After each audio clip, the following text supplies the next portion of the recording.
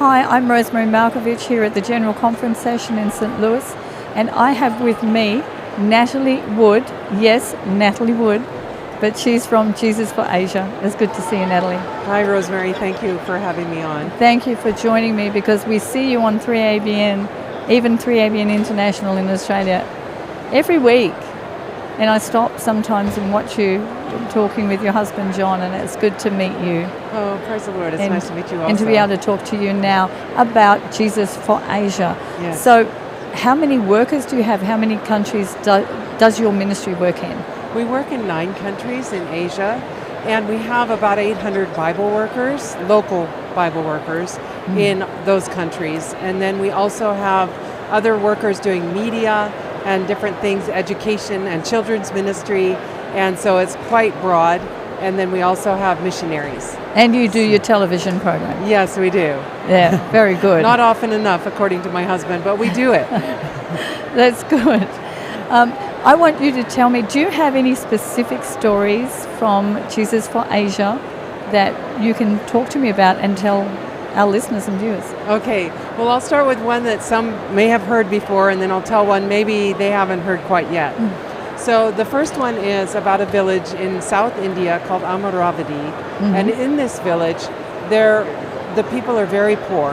They collect firewood for a living, and so it's a very, very poor village. The hut that the head woman has lived in for 25 years is made of tarp and rock and mud, and when it rains, she told us she has to take a large rock into the house to sit on, so she's not sitting in the mud. So it's very, very, very poor. And she's the head She's the head woman. She's in charge of the village.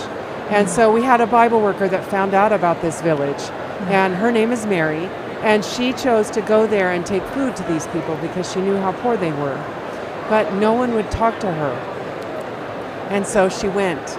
Day after day for 3 months, she took food to this village, and no one would talk to her.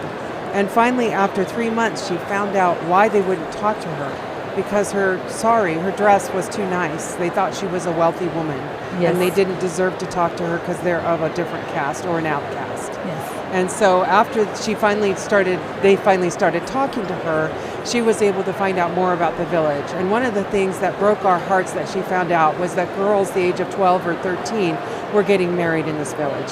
Yes. And so they met, when our team went there, they met a girl that was 16 and already having her 3rd child. And so it's just really, really heartbreaking. And so we're like, what can we do? So we started an evening school in this village. And we're so happy that one of the girls teaching in the village evening school now was able to go all the way through all of the grades that in the local school that were available to her, and she didn't get married.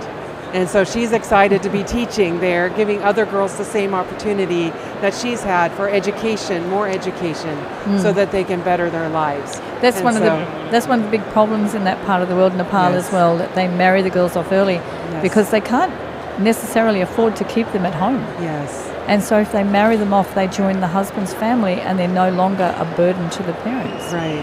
Yeah, right. And so sad. it's just, it's really heartbreaking. So our evening schools actually address 3 issues. One is the lack of food. Another is the lack of education for them. It encourages, because we do a tutoring program. It's not an actual school. Yes. It's a tutoring program, and so that encourages education level to be higher. The first school that we opened, out of 65 children, only 12 could read and write. And the language that they're speaking, their primary language, is not an easy language. It has over 200 characters, and so it's very difficult. So that encourages them to be able to have a higher level of education and therefore hopefully more job opportunities in the future. And then it also addresses the socioeconomic caste system-based situation with jobs and things like that. So we're so thankful to be able to give that opportunity to children.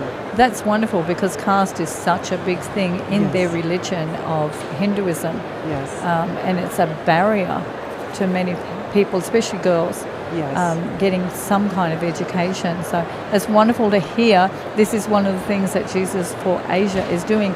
And soon Asia will be for Jesus. Right. Is that correct? That is correct. So let's help make that a reality, that Asia will be for Jesus. Yes. And we will support people like Natalie and John Wood with Jesus for Asia. They really deserve to get support, and maybe more people will be able to do Bible work for you as well. Yes. Thank you for joining us, All right, and thank God you. bless you in your work, and God bless you too. And I pray that this has been a blessing to you.